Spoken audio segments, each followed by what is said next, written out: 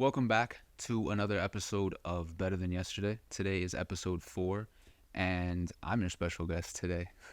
So, I basically wanted to do a solo podcast this week because for several reasons, but mostly because I also want to introduce myself as I continue with this podcast. I don't want to just make this about other guests and talk to other people. I think it's important to kind of build some character development myself.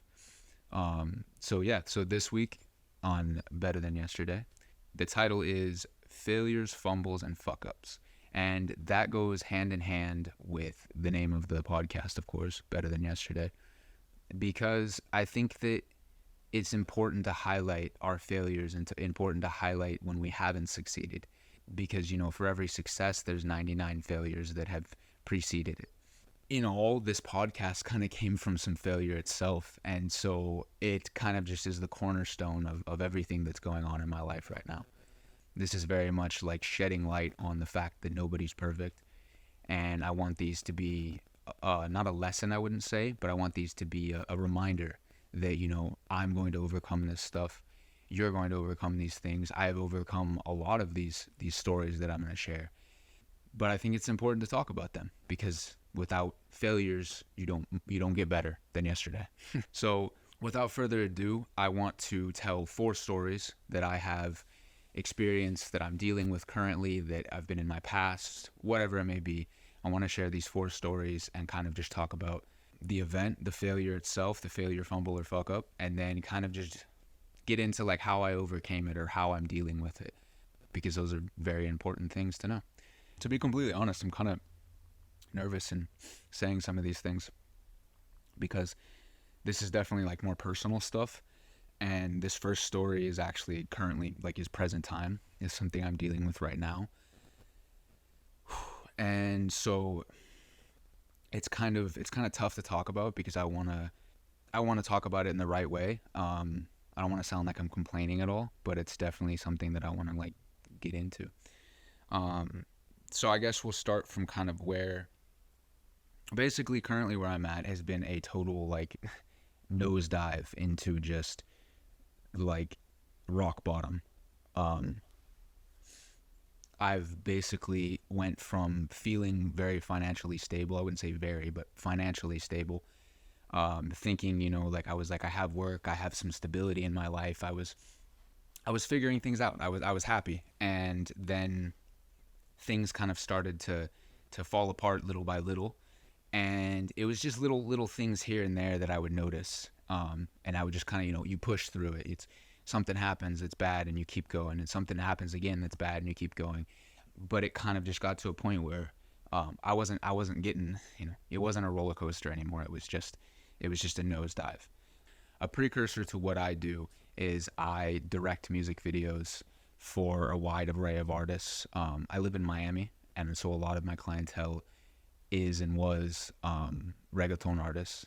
And I was signed with a company, a production company, and they would get me clients a lot of times, and I would pitch, which is you write an idea for a music video, and you say, hey, do you like this idea? And if they like it, they pick you. And so that's where I was in my life. Still am, but that's where this story stems from.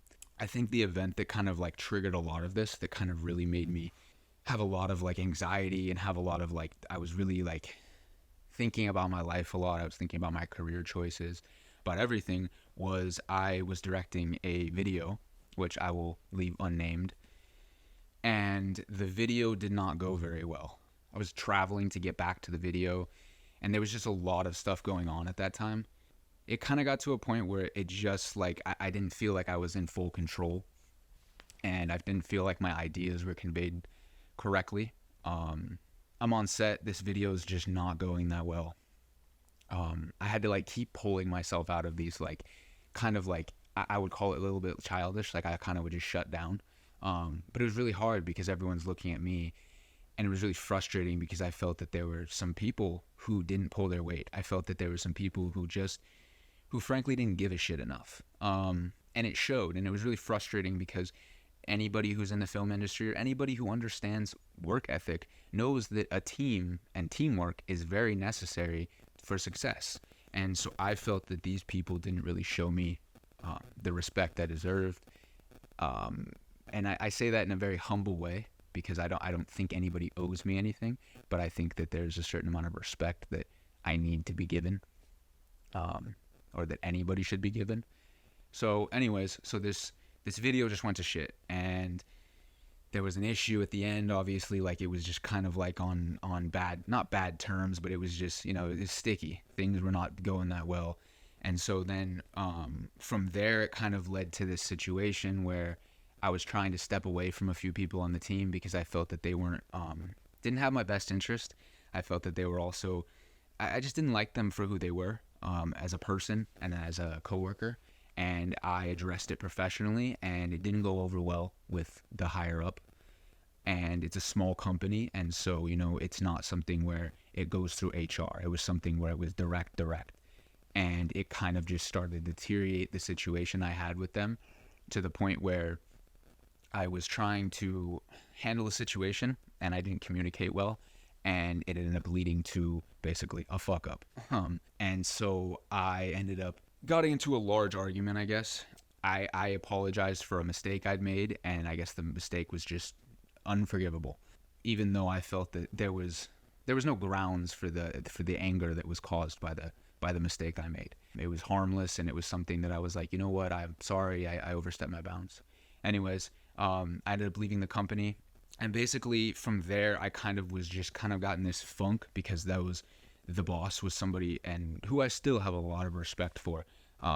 He's a great guy, and he gave me a lot of opportunities, and I'm really appreciative for that stuff, even if things did have to end sour.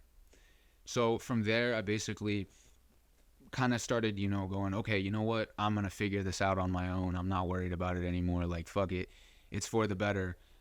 And I really got focused. And then, life just has a way of, it still can just hit you a couple more times. And I just kept getting hit. And so after I left this company, I ended up going through just a lot of different things. I was dealing with trying to keep work consistent. The film industry was kind of dipping. I wasn't getting a lot of work. I didn't really have an established name in the industry. And so after a while, I was kind of just like, fuck this, I got to make a change. And so I was really just kind of going different places. And so I said, I'm going to go to California for a few months. And that's where I am now. And I had the idea for the podcast before I went to Cali, before I got here to LA. I'm here with two people who I consider close friends now, Fabio and Alex, who I both had on the podcast on 1 and 2 episodes. And they really kind of, they put a lot of inspiration, a lot of motivation into me. And they pushed me to, hey, do the podcast. Like, we'll be the first guests on there. It really kind of gave me a focus, because when I got here, I was, doing this and that, but I was really kind of like, I'm still in a hole right now, financially, career wise. Like, direction is there. I know where I want to go, but I'm kind of like, the fuck? Like, I'm a film director that's now doing, podcasts, and, I started making TikToks and content creation and YouTube videos. And it's in the same kind of career field, but it's just polarizing because, up until, 2 months ago, I was a film director, and up until 2 months ago, I didn't want to make TikToks, and I didn't think I was going to ever make a podcast. And now all of a sudden, there's just this giant shift, and I'm happy about it. I'm not mad. I'm not upset. I'm not giving up either, I guess I should say. I don't consider this an epic failure, but I do think, to the proportion of failing, this definitely was a bunch of failures. And being failures, I learned a lot of lessons. So from there, basically, I'm in LA right now. I'm doing this podcast stuff. I'm doing this content creation, and there's no money in this stuff yet. This is all, people don't know, like, entrepreneurship is really a gamble. You wake up and you say, hey, I have an idea. You put in a lot of effort. You put in a lot of time. You put in a lot of things that you don't get paid for. You don't get applauded for. You don't get flowers for. You don't get anything for. It's just necessary to get to that next level. So this has been very, like, scary for me, because in every way, it's like I'm still trying to get jobs as a director or as an editor, but it's kind of just, it's taken a back seat, and I've really put my focus into this podcast and into content creation. To be completely transparent, I've really been at the lowest of my lows these past few weeks. I have been in just like, in honestly just a lot of depression, and dealing with a lot of depression. I'm somebody who's very like, I'm very focused. I'm very disciplined when it comes to a lot of things. And there was just a lot of stuff in my life that it was just free falling. And I just got to a point where I was just like, fuck. And I was just looking around and I was like, I'm sleeping on my friend's couch when like I have an apartment, but I don't want to be there because I need to, I just had a tough breakup and I'm trying to like not run away from it, but I'm trying to distance myself so I can clear my mind again. And I was just in a position, and still am, where I'm just kind of every day I'm like, fuck, like, this might fail. But from that, I've really, it's kind of a weird thing, but I've kind of found solace in hitting rock bottom. Because once you're at the bottom, you can always go deeper. There's always people that have it worse off. And so I'm always very thankful for what I do have. But hitting rock bottom financially, career, even mental wise, I'm very like optimistic, because up is the only way you can go. When you hit rock bottom, you really have two choices. You can lay there and hope somebody that picks you up and carries you to the top, or you can do it yourself. And the first option, you have a 1% chance of that. The second option, 99% of the time you're going to succeed. So when you hit rock bottom, when you were, on your last, fuck, bro, I didn't think I was going to get emotional on this. I really thought I didn't have it. When you hit rock bottom, keep going. I've lost some people who, hit rock bottom and they didn't come back. And it has really made me, I think about that stuff a lot, because I'm very thankful for the people around me who always push me to keep going. I'm thankful for the people that always give me support, always are going to be there to pick me up and support my dreams. People like my mom, my brother, my close friends here, my close friends everywhere. I appreciate all of you, because without you guys, I don't think I'd be here. It really means a lot to be able to do this stuff, be able to have people that care and want to see you win. What I can do in return for them is that when I hit rock bottom, I keep going, get up, like keep going, brush yourself off, because that other option, that's not it. That's gonna do nothing but destroy everybody. So always remember that. Always remember that.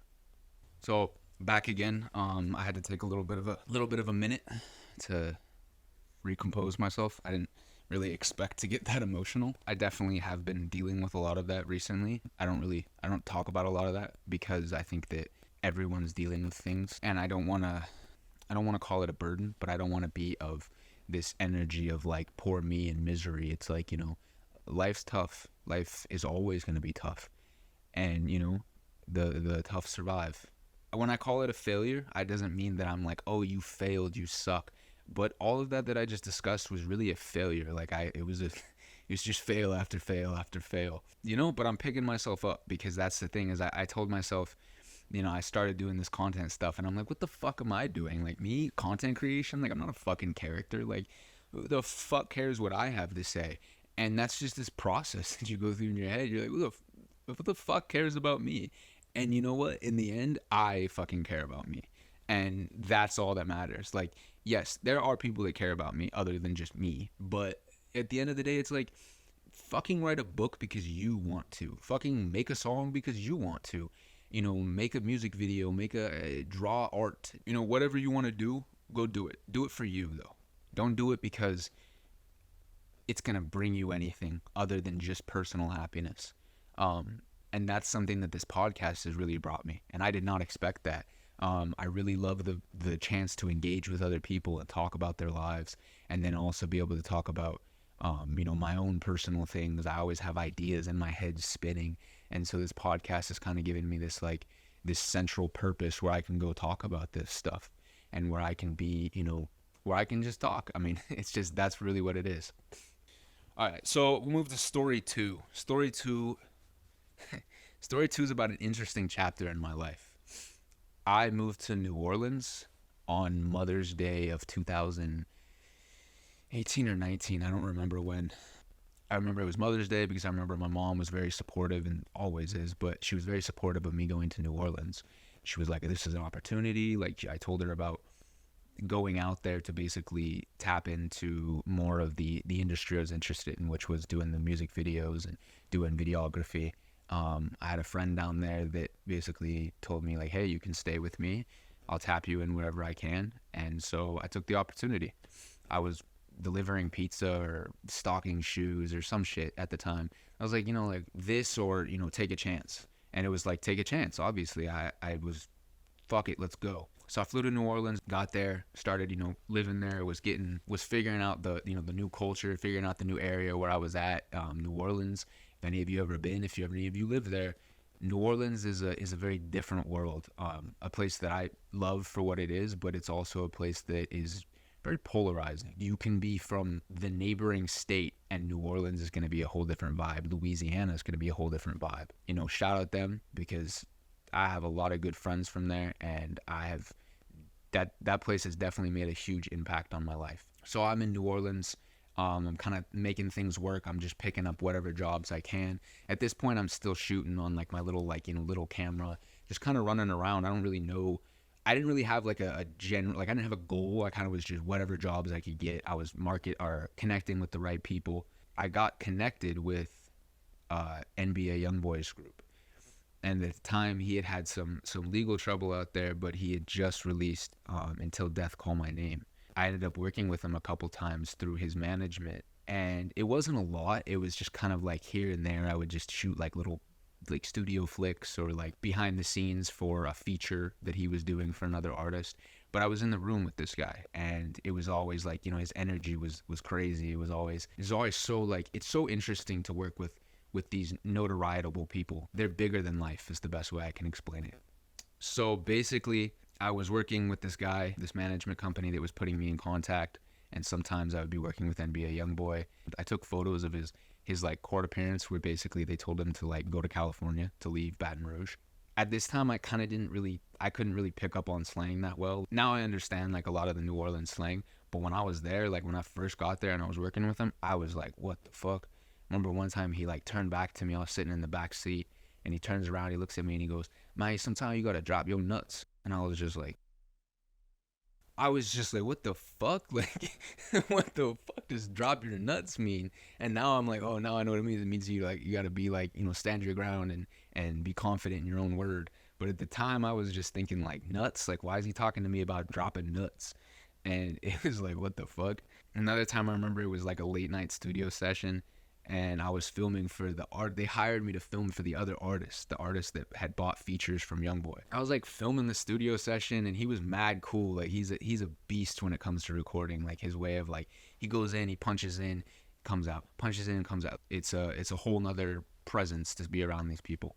Anyways, I remember we were leaving and I was filming, and he stops and he turns around and he looks at me and he goes, "Man, when are you gonna film for me? When are we gonna shoot a music video?" And I remember being like, well, like let's go, and I was like, cause it's like, oh, I did not expect that. Like I didn't think he gave a shit what I was doing. So I was like, fuck, like, yeah, bro, let's do it. And he was like, man, and like turned around and left. And I think that was like the next time I worked with him was the court appearance, and then that was the last time I saw him. But it's funny too though, cause I still see his like, I was out here in LA. I ran into 3 and he like saw me, and he was little TJ's camp, and he was in the same studio that we were in, and he like walked into the lobby where I was sitting, and he saw me. And this is 2-3 years after all of this. I think Youngboy was locked up at this time in California, and he like walks over to me and he goes, "Hey, what's up, bro?" And I remember we just talked for like 5 or 6 minutes or so, just chopped it up about life. But it was so cool because it was like, fuck, I didn't think this dude was gonna recognize me. But obviously, I guess a white boy in New Orleans or a white boy in the trenches of Baton Rouge kind of sticks in your head. So that was a really cool experience. But on top of that, I consider that a fumble because there was so many opportunities for me to kind of like capitalize on like these artists being right in front of me, and I could have easily, been like, hey, let's shoot a music video. Like, but I was like really timid at the time. I mean, these dudes are big names, and they're also big gangsters in essence, shout out Kevin Gates, because they're really like, their presence is nothing you've ever like dealt with. And so I was very timid at the time. So basically I consider that a fumble because I didn't capitalize on those opportunities. I don't regret it because working with an artist like that is insane. At the time it would have been awesome because I would have been able to make a name for myself. But now looking back, I'm kind of happy I didn't do that. So I don't consider it like an epic fail. It's just a very like cool story to talk about. And it's also just one of those things where you're like, damn, I could have been filming for NBA Youngboy, or I could have had a music video for him, which would have been awesome. I still want to get a plaque at some point. I never filmed anything for him, but that was always my goal, was to like film and get a plaque from it. All right, so that was story 2. So story 3 is another music and film oriented one. I was in Miami at this point. I'd moved there. I think I was there for, I think I'd been in Miami for like a year at this point, and I'm pretty sure this was like 2020. This was like when COVID had hit, and Miami shut down for like a month maybe. But I remember like it was back up and running, and that's when I really caught my big break in like doing video stuff. I kept getting called because a lot of the other people didn't want to work, and so I was like, fuck it, let's work. So basically I was feeling like I was like doing really well for myself. Really, I feel like I was like kicking ass and taking names. People were really starting to get to know me and figure out who I was and know what my potential was. And people were like, oh, like you write music video treatments, and oh, you want to direct, and like, oh, you want to film and like be on set, camera opping. So it was really cool, and I was like making a lot of progress. And I remember a company or a producer or someone, I can't remember who, reached out to me, and they were like, hey, do you edit? And I was like, yeah, of course, let's go. Like, love editing. And I definitely like oversold myself, because contrast to the NBA Youngboy story, I was no longer like timid. Like, I oversold myself sometimes, like to the point where like I kind of was like, oh shit, like I'm not that great. So I got the edit, and I didn't really know who it was at first, and they sent me the files, and they were like, oh, it's 2 videos. And I was like, what? They were like, yeah, it's two separate music videos, and we need them both edited. And so there was like starting to get like all this, like they're kind of just trickling news or trickling information in as I'm getting the edit. So I'm kind of like, okay, like cool, it's 2 videos now. I'm like, okay, cool, I got it. So I get these 2 music videos, I sit down, I start editing them, and I'm kind of thinking like, okay, I'm a little overwhelmed, like my computer's kind of being a little slow, a little funky, but I was like, just keep going. And I remember I got one done and I sent it out, and then I got the other one halfway done, and I was already agreed to be on set. And so I went to set, and that morning I get a call as I'm driving to set, and it's like, hey, where's that music video? And I was like, I didn't finish it yet. Like, I'm finishing it tonight. They were like, no, we need it now. Like, it's due now. I was like, what am I going to do? I can't just go back home. I can't quit this job because that's going to fuck me over here. But if I don't quit this job and go finish the video, it's going to fuck me there. So I ended up just saying, like, I'm going to go to set. Like, whatever, they can deal with it. Like, I'll figure it out. And so they were, like, panicking. They were texting me the whole time. And I remember I was on set, and I was, like, trying to focus on my job there while my phone's fucking going nuts over here. And I was just like, fuck. And I remember it was for a Maluma video where like the house gets set on fire and a bunch of other things. And it was actually with my old boss. It was like the second time I'd worked with him. And so on this video, I'm really kind of just like I'm just, my confidence in myself is really starting to take a dip. Because I'm just sitting here like, oh, I had a huge opportunity to edit these videos for, this artist, Eladio Caron. And I kind of fucked up. And so I was like, what am I going to do? And I remember there was one point, I remember this so clearly. I basically just got bitched at in a text message, and I had got down to put a marker. A marker is what you, like a T-cross that you put where the actor stands or the artist stands. And it was Maluma. And so I remember I was like at Maluma's feet, like marking the ground.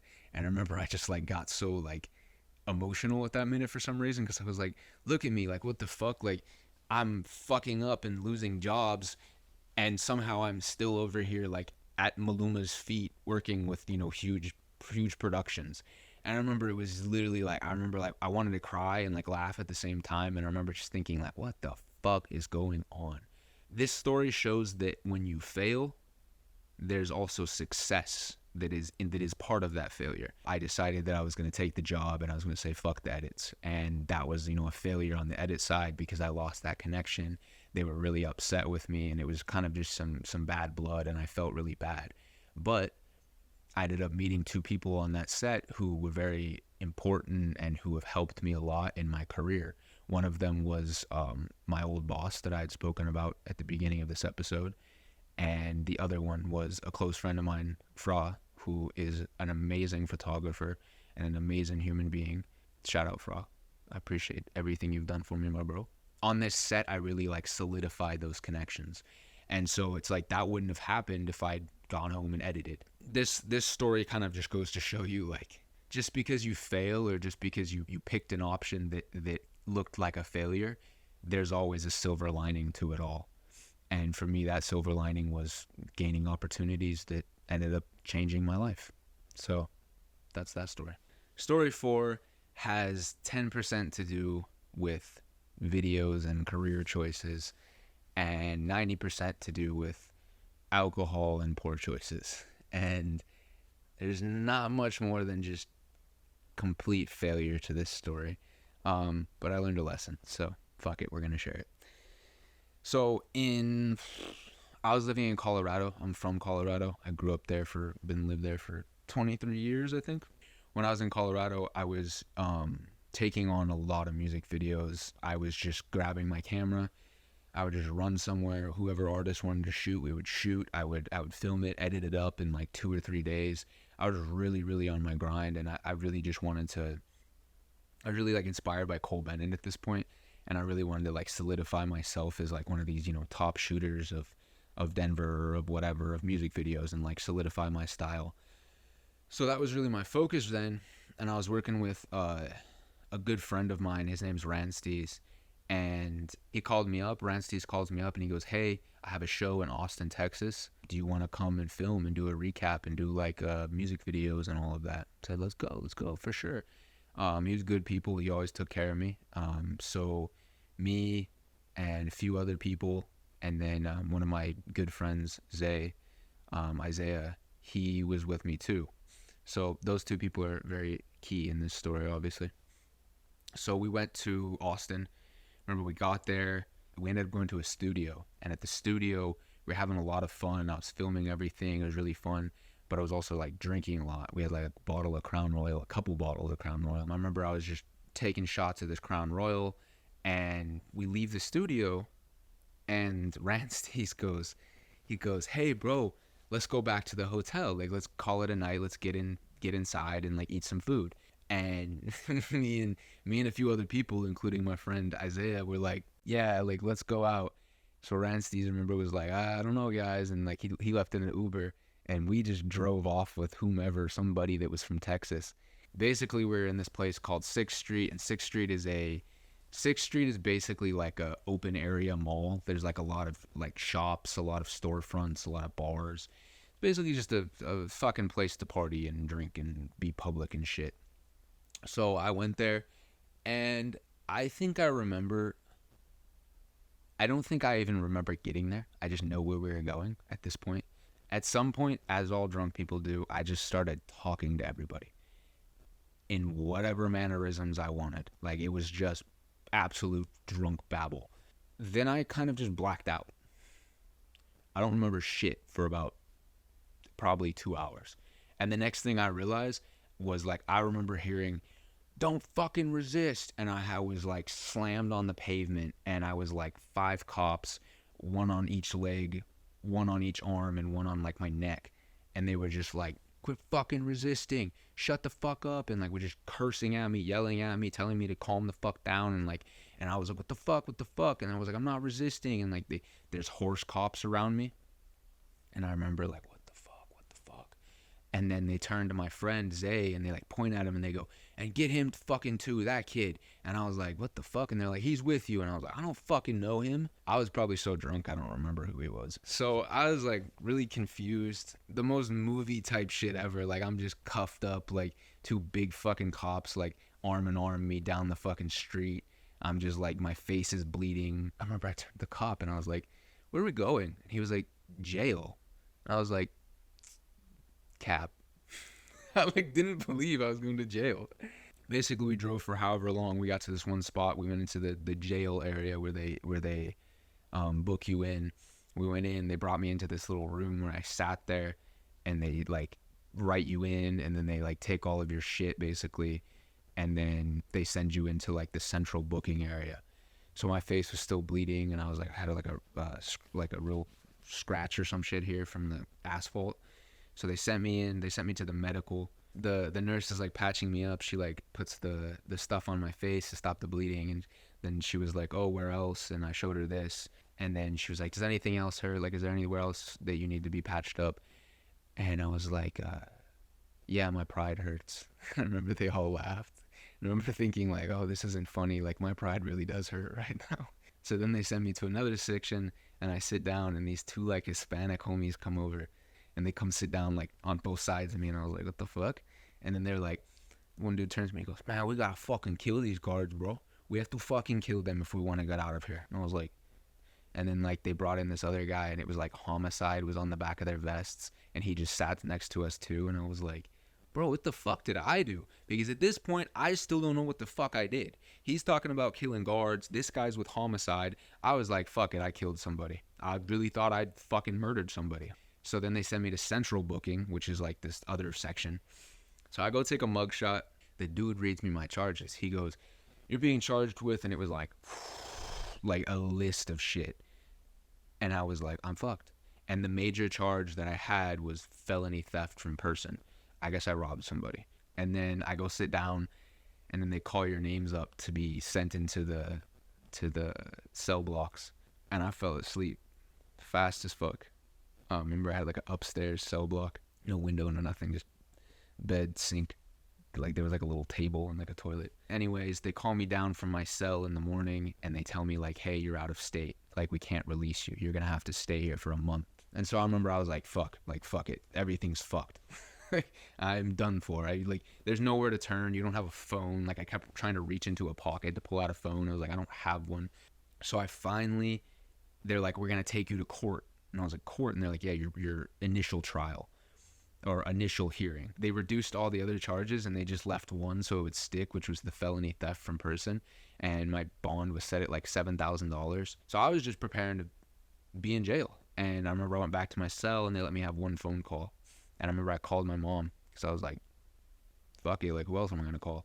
I thought my mom was going to be like, "Fuck you, wait out in jail." Because she told me that before, like, if you go to jail, you're sleeping there. And so I thought I was fucked, but she was actually like, you know how moms are. Shout out, Mom, I love you. And so she was able to get like a lawyer, and the lawyer was able to sign off on my bond basically, and say that like, yes, I would return to Texas, and yes, I would, be present for these hearings and blah, blah, blah. So I was able to get out on that. I remember that was such a polarizing feeling. Like, being able to be released was like, I'd been in there for 48 hours, maybe, probably like 36 to be honest. And it felt like I'd been in there for a decade. And then we get out, and I remember all the guys that came were there. So shout out those guys. They really came through. They really cared about me, and they all came through at like 1 a.m. to see me get out of my little jail stint of less than a day. Shout out my guy Ransty. Shout out my guy Isaiah. Both of them are really solid guys who really looked out for me, and had made contact with my mom to make sure that she knew what was going on. So I really appreciate you guys. So it's a long ass fucking story. I'd like to mention something about this jail experience, that I was very, very fortunate that I had people around me who supported me and looked out for me to make sure that I could get out. So that's something I'm very humbled by. That was a major lesson I learned about how intense the jail and the prison system can be, and how you can really get lost in there.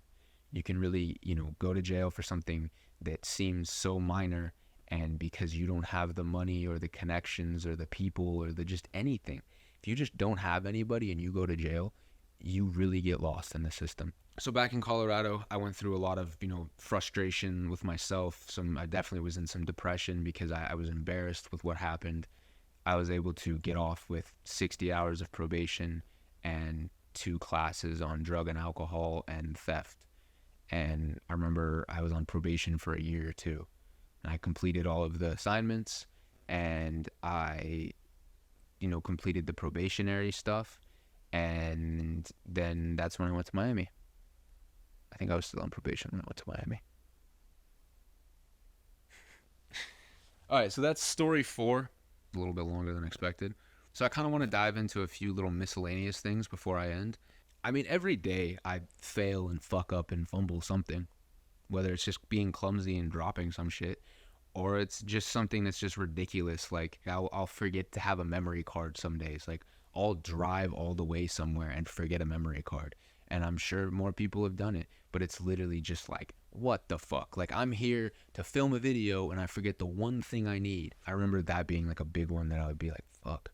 I fumbled so many opportunities, so many fucking opportunities of music videos, of potential clients, of connections, of just saying the wrong fucking thing at the wrong time, and that client just said peace. Like, just one bad impression can fuck up a whole relationship. But I try not to let that shit get me down. I try not to sit there and think about the failures, the fuck ups, and the fumbles and all of that. Because like I said at the beginning, all of these are lessons. All of these are opportunities for you to improve. You will fail in life. There's no way around that. 100% you are going to fail at some point. But what you do with that failure is what's important. And so the biggest lesson for me in all of this stuff is to, not make a mistake twice. I've never been back to jail. I no longer take on edits if I don't have specific details. I now, if I meet a potential client, I make sure that I get that client. I make sure that I solidify them and I don't let them pass through. I don't lose that opportunity. And I also, to go back to the first thing that happened, you're in control of your emotions. You're in control of everything that's going on around you.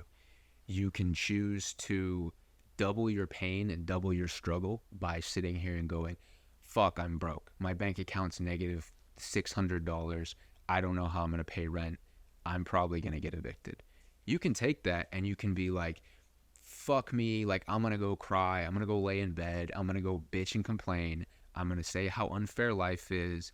Or you can choose to shut the fuck up and go figure it out. Because that's really the only option that there ever should be.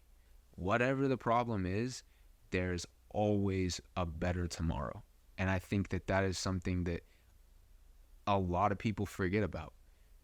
And me, myself too. And I've had to really fight for that these past couple weeks, is to remind myself that this is temporary. All of this turmoil that's currently going on will change over time. And that's something that you just have to keep in your head and remind yourself over and over and over. And you just keep working and you keep telling yourself that and you keep working and things will get better. And that is 100% proven. And that is 100% what you should do whenever you're in that position. I've been honored to work with some of the biggest artists of our generation. I've been around Bad Bunny, DJ Khaled, Anuel. I've been around a lot of big names. And I don't even say that in a boastful manner. I say that in the sense of I'm very honored to have been in those people's presence. And something that I've always learned from them is I see how much passion and how strong their work ethic is. And that's something that I always take away from those opportunities to work with them, because I see how much drive they have and how much just pure mind power they have to where they push through everything. There's no, they have bad days, but they keep going, and they fail and they keep going. And I think that's the most important thing. If you want the secret sauce, there's the secret sauce, that you have to fail to succeed. And I think people are so fucking scared of failure nowadays that they literally would just rather not try than to actually fail. Like, I was scared to do this podcast. I was like, me talking? Like, what the fuck? Like, I don't want to hear my voice, and I don't want to, like, I'm behind the camera. And I finally just told myself, like, fuck this, do it. And I remember I was so scared to post it, I posted it. I remember all of that went away in just a simple little quick second. You just have to put yourself out there. And so I think that that's kind of my closing message, is that don't be afraid to fail. Be afraid that you never tried, because never trying is going to haunt you for the rest of your life. But every time you fail, you're going to learn, and that's going to help you grow. And at the end of it all, you're going to be a way better person because you failed than if you had not tried. That's my closing message. And I really hope that you guys can pull some inspiration from this. I hope that, my stories were entertaining and had some inspiration and some motivation and knowledge to pass on. And I wish you all a better tomorrow, because life is really all about being better than yesterday. So thank you guys for listening. I appreciate all of you tuning in. I appreciate all of your guys' time. I appreciate all of your guys' comments. I appreciate everything you guys do in appreciation and support for my podcast. It means the world to me, and I will continue doing this. Thank you guys. Have a good night, day, whatever it is. Be better than yesterday. Peace.